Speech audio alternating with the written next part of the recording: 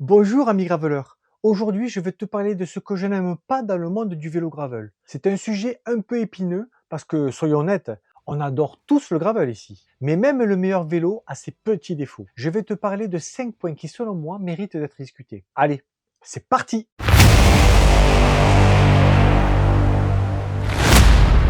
Commençons par le choix des pneus, un vrai casse-tête. Avec les options comme les Maxxis Rambler ou les Schwab G1, tu te retrouves à devoir choisir entre une bonne adhérence sur les chemins et une faible résistance au roulement sur l'asphalte. Par exemple, les pneus Maxxis Rambler, idéaux pour les chemins de terre, peuvent être un peu trop lents sur route. À l'inverse, les Schwalbe G1 sont parfaits pour les sections pavées, mais ils glissent facilement sur la boue. Cette multitude de choix peut être décourageante et coûteuse, surtout si tu dois tester plusieurs pneus avant de trouver le bon. Les deux pneus coûtent environ 50 € pièce, ce qui peut vite monter si tu en changes souvent.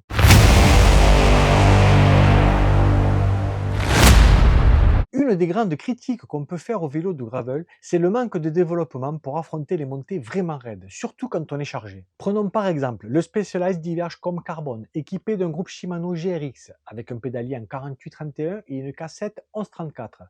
C'est une configuration assez courante pour le gravel, mais elle peut montrer ses limites en terrain montagneux ou quand on porte beaucoup de matériel. Pour comparer, un VTT comme le Trek Fuel EX8 avec sa transmission 1x12 et sa cassette 10-51 offre une plus grande plage de rapport, idéale pour les pentes les plus abruptes. Le Diverge est vendu aux alentours de 3 800 €, alors que le Trek est à 3 500 €, offrant une bien meilleure capacité de grimpe. Il n'est donc pas étonnant que les fabricants proposent dorénavant des transmissions dites mulées afin de combler cette carence.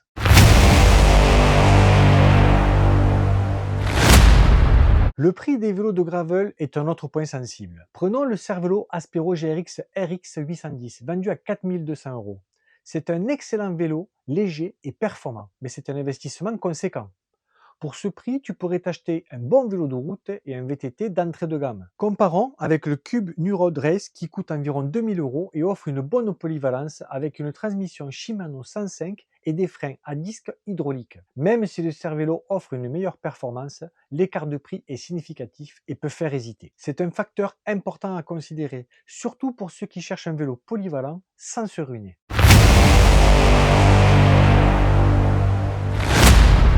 Un autre point frustrant, c'est la disparition des supports et fixations sur certains modèles de gravel.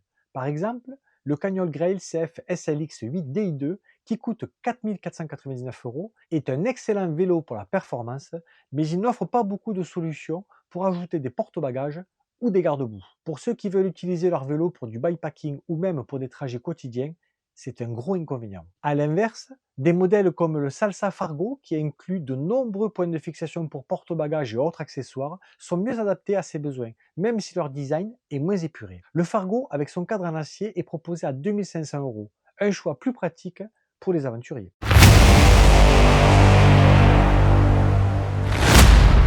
Enfin, le compromis du vélo de gravel peut être un problème. Ces vélos tentent de se situer entre les vélos de route et le VTT, mais ils ne sont jamais parfaits dans chaque discipline. Par exemple, le Giant Revolt Avanced Pro Zero à 4800 € est excellent pour les routes en gravier, mais ne se comporte pas aussi bien sur des terrains techniques qu'un VTT comme le Scottscale 930 à 3000 €.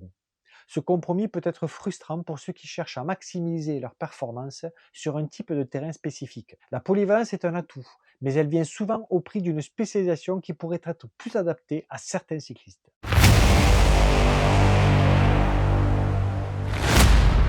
Voilà, je voulais te faire le tour des irritants que je relève dans le monde du gravel. C'est un univers fantastique avec ses propres défis. Dis-moi dans les commentaires si tu es d'accord avec ces points ou si tu en as d'autres à ajouter. N'oublie pas de liker cette vidéo et de t'abonner pour ne rien manquer. Salut!